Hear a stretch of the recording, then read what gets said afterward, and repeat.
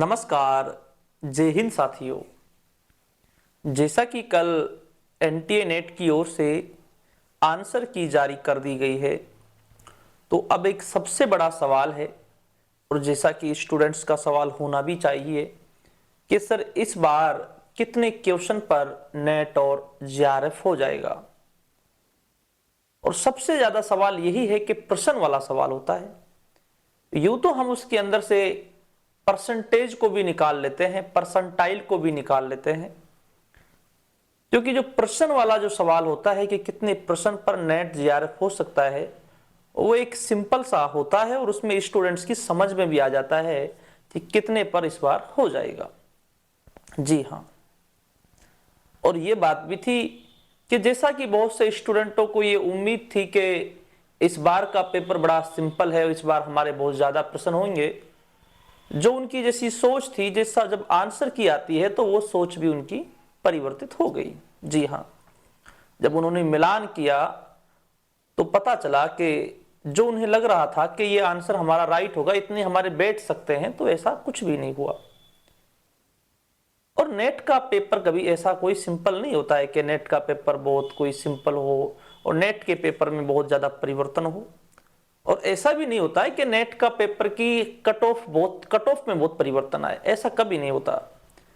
एक यूपीएससी का होता है, नेट का होता है, इनकी कट ऑफ में ज्यादा परिवर्तन बिल्कुल नहीं आता है। हाँ, इतना होता है, थोड़ा परिवर्तन आता है। जी हाँ, थोड़ा परिवर्तन आता है, लेकिन कोई ज्यादा परिवर्तन नहीं आता। 5-10% का कभी परिवर्तन नहीं आता। इसमें जो परिवर्तन आता है, लास्ट 1-2% का परिवर्तन आता है, और जिसे हम बोल सकते हैं लास्ट 3-4 प्रश्नों का परिवर्तन आता है। उससे ज्यादा परिवर्तन मेरे को 2013 से और 2022 तक का जो इतना मेरे को एक्सपीरियंस है, मैं अपने अनुभव के आधार पर बता रहा हूं, ज्यादा परिवर्तन नहीं आता। लेकिन 3-4 क्वेश्चन का 2-3-4 क्वेश्चनों का परिवर्तन हमेशा आता है। और इस बार के जो प्रश्न है, कितने प्रश्न पर नेट और जेआरएफ हो जाएगा। जी हाँ, तो मैं बात करूं, सबसे पहले हमारी जनरल कैटेगरी आती है जी। और हर कैटेगरी की जो मैंने कट ऑफ है, वो थोड़ा मैंने खुद ने पेपर के आधार पर मैंने और फिर स्टूडेंट्स के आधार पर उसे मैंने थोड़ा डिवाइड किया है। जी हाँ, हम बात करें जो सबसे पहले हिस्ट्री दिसंबर 2022, ठीक है। इससे आगे हम चलते हैं जहां पर जनरल की कट ऑफ है। हम बात करें जनरल कैटेगरी।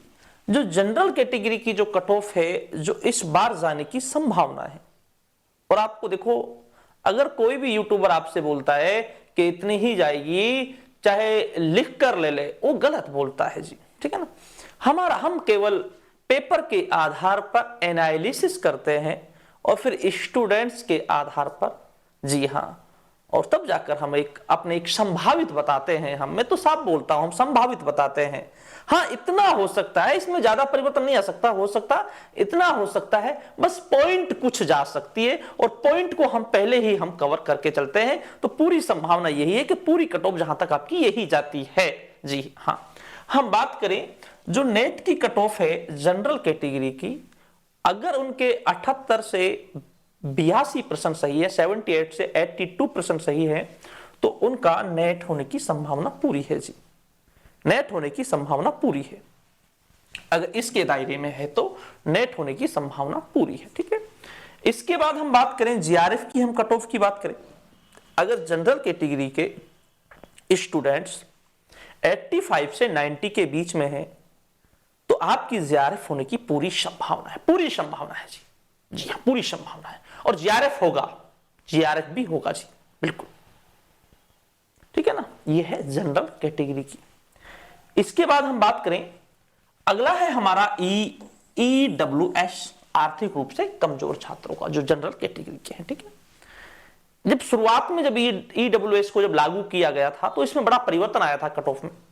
इसकी कट ऑफ ओबीसी से भी नीचे जाने लग गई थी, वो शुरुआत थी। उसके बाद अब इसका दायरा इतना बढ़ा दिया गया है, जनरल कैटेगरी के कुछ ही परसेंट को छोड़कर बाकी सभी ईडब्ल्यूएस में आते हैं। जी हां, हम बात करें नेट की कट ऑफ। नेट की कट ऑफ जो है ईडब्ल्यूएस की 77 से 80 जाने की संभावना है जी। 77 से 80 जाने की संभावना है। इसके बाद हम बात करें जीआरएफ की, हम बात करें जीआरएफ 82 से 85 तक, जी हाँ 82 से 85 तक जीआरएफ की जाने की संभावना है पूरी तरीके से, ठीक है जी। इसके बाद हम आगे हम बातें करें ओबीसी की, हम बातें करें, जी हाँ ओबीसी नेट की 75 से 78 तक, जी हाँ जो स्टूडेंट 75 से अर्थात 50% से ऊपर तक है, जी हाँ, तो उसकी संभावना है जी, उसकी संभावना है जो 75 से ऊपर है, 50% से आगे का जो दायरा तय कर रहा है स्टूडेंट्स, ठीक है ना, तो उसकी संभावना है। इसके बाद हम बात करें जीआरएफ की, हम बात करें जीआरएफ 80 से 84 तक जीआरएफ की संभावना है जी, 80 से 84 तक की जीआरएफ की संभावना है और जीआरएफ आपको इतने पे हो जाएगा। ये ओबीसी की है। इसके बाद हम बात करें एससी कैटेगरी की, बात करें एससी कैटेगरी की नेट की जो कट ऑफ है 72 से 75 अगर किसी के प्रश्न सही है।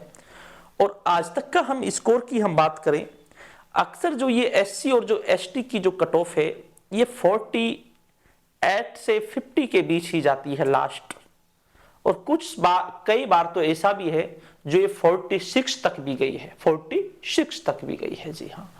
तो इसकी जो संभावना है 72 से 75% अगर जिसके सही है एससी कैटेगरी में तो वो उसका नेट हो जाएगा, जी हाँ।